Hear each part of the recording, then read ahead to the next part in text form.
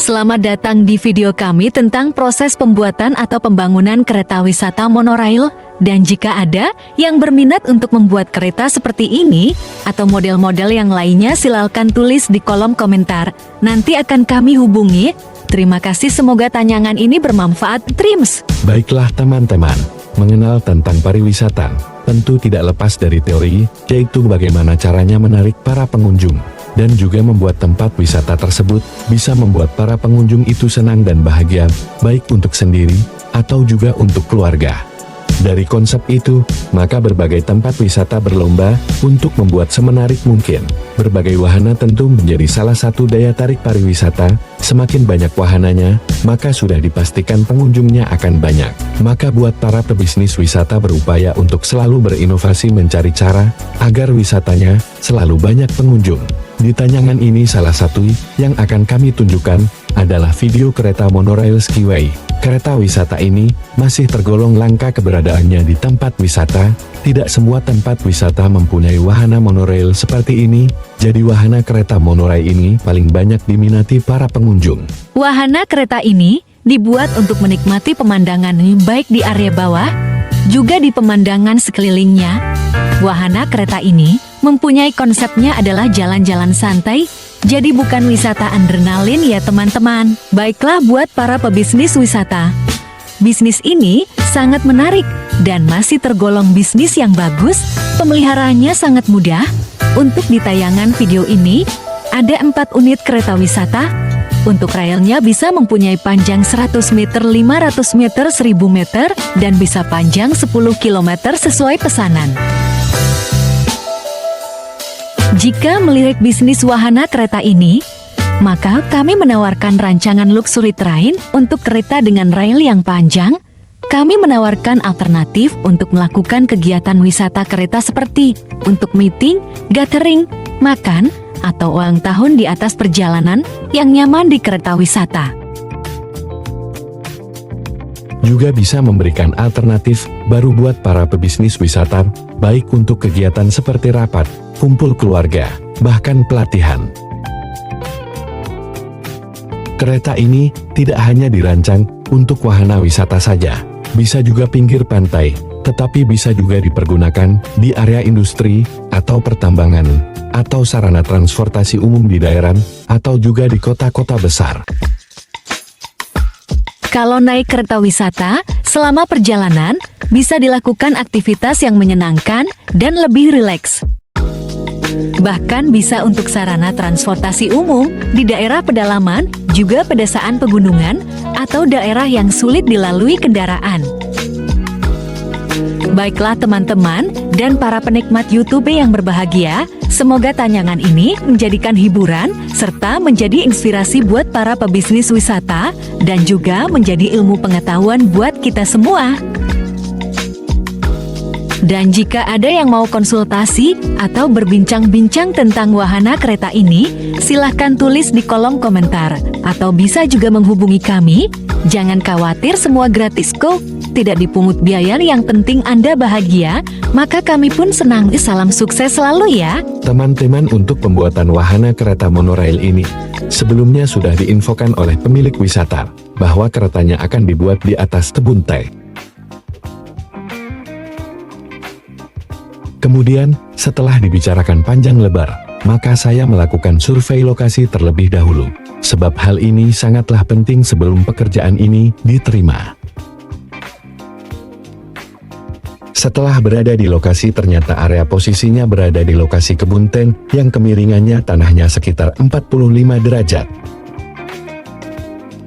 Hal ini membuat kami harus berpikir ekstra, sebab pekerjaan yang tidak mudah dengan posisi tanah di kemiringan. Untuk pekerjaan yang posisinya berada di area yang miring, tentu berdasarkan pengalaman biasanya akan memakan waktu yang cukup lama, apalagi dengan kondisi cuaca yang hujan setiap hari. Kami bolak-balik untuk melakukan berbagai cara agar pekerjaan ini bisa aman dan lancar, serta agar tidak mengalami kesulitan di waktu proses pemasangan rail. Setelah kami lakukan survei lokasi dan beberapa perhitungan strategi kerja, kemudian kami mulai ambil pekerjaan pembuatan wahana kereta monorail ini. Baiklah teman-teman, saya akan mulai memperlihatkan bagaimana panjang kerjanya proses pembuatan wahana kereta monorail ini, dari proses mekanikal, elektrikal, juga proses permesinan, serta proses pembuatan pada konstruksi rel. Dan jangan lupa, untuk bantu tombol like dan tekan sobelkernya ya, serta tekan juga tanda loncengnya. Proses pekerjaan, setelah pengukuran dengan sangat teliti, maka selanjutnya adalah proses pembuatan pondasi cakar ayam. Banyaknya lubang galian pondasi adalah lebih dari 200 lubang, dan dikerjakan oleh kurang lebih 60 orang. Proses pembuatan cakar ayam ini, tidak terlalu banyak gambar, atau video kami ceritakan. Sebab kami akan lebih mengutamakan proses pembuatan permesinan, rangka kereta, bodi kereta stasiun, dan rel utama, serta bagian-bagian lainnya. Bagian ini adalah workshop tempat pabrik pembuatan sasis kereta, dan tempat khusus para ahli berbagai macam wahana kereta, seperti kereta monorail, kereta gantung, cable car, kereta api uap, atau kereta api jadul, dan berbagai macam wahana lainnya.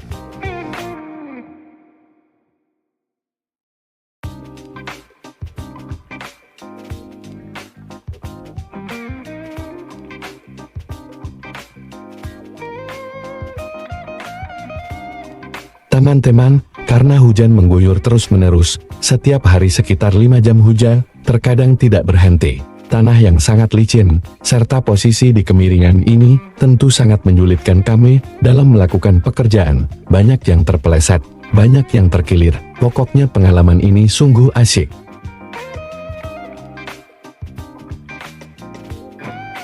Bagi para kontraktor atau para pemborong, kalau Anda mau berpusing-pusing ria, maka ambillah pekerjaan di musim hujan, kemudian posisi tanah di kemiringan, tanah licin.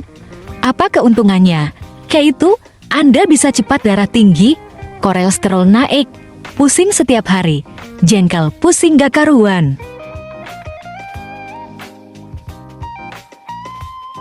Baiklah teman-teman dan para penonton yang ganteng-ganteng dan cantik-cantik, selanjutnya saya akan bercerita apa itu kereta monorail, dari mana asal mula, dan sejarah tentang monorail baik untuk sarana transportasi ataupun untuk wahana wisata.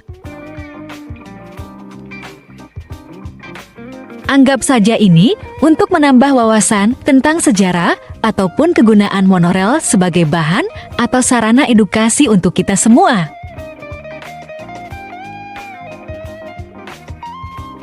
Baik, kita mulai ya guys.